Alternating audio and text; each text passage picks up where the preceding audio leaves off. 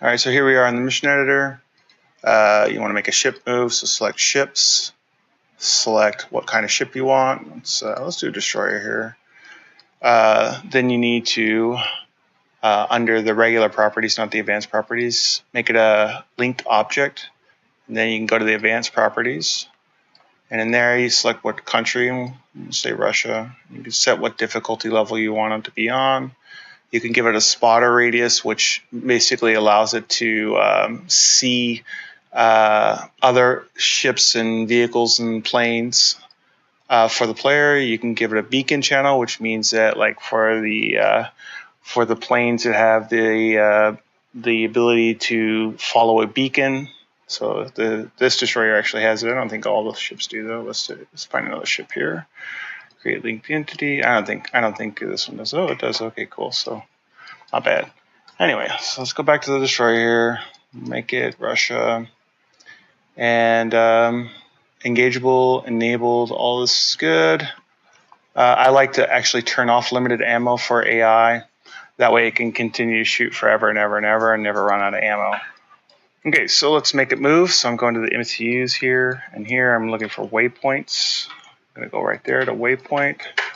I'm gonna make that waypoint area a little bit bigger, and we'll make the ship about, I don't know, 60 kph. And we can set how fast we want it, or what kind of priority it's gonna go. So like if you say high, it's basically never gonna shoot. It's just gonna go straight for that waypoint. Medium is in between, and low is like, oh, it'll sometimes shoot if it needs to. It'll actually stop if it needs to maximize all its guns. But I personally like medium.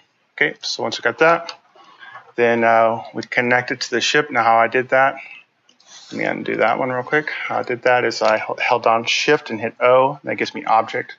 Shift and T gives me target, but in this case, this entity is an object, so we're gonna link it to the object. All right, now this waypoint right here is not active by default, so we need to activate it. So we can do it a couple ways. I like to do this, give it like a 10-second timer here, change the name to 10 seconds. And that's under the MCUs and timer, and then mission begin. And so now when the mission begins, and again I did shift T there, hold down shift, hit T, and I get the target select, and then shift T for the timer. So now when the mission begins, 10 seconds later, this waypoint activates and the ship starts floating towards it. All right, boom, that's how you make a ship move. Now, you wanna have multiple ships. You wanna have multiple destroyers. Simple. So what I just did there is I Control C to copy. That's Control and C as in Charlie, copy, and then Control V, that's Control and Victor. Control V, Control Victor, and paste a couple of these guys here. And then Shift T to target. We'll do this one too, Shift T to target. Set up however you want, it doesn't matter, something like that. And then we'll do another timer.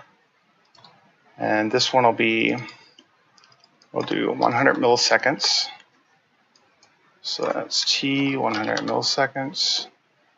And so from there, then we're in MCU, we're looking for formation. And go here, and we'll say,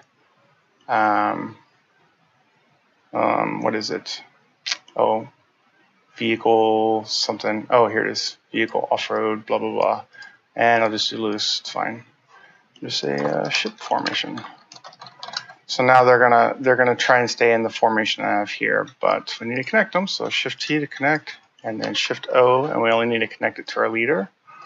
As a matter of fact, I'll rename this guy to leader, ship leader, because there's nowhere to do. Okay, so now the mission starts. 10 seconds later, the ships start tugging along to this waypoint, and then 100 milliseconds later, they maintain the formation that they have. Pretty simple.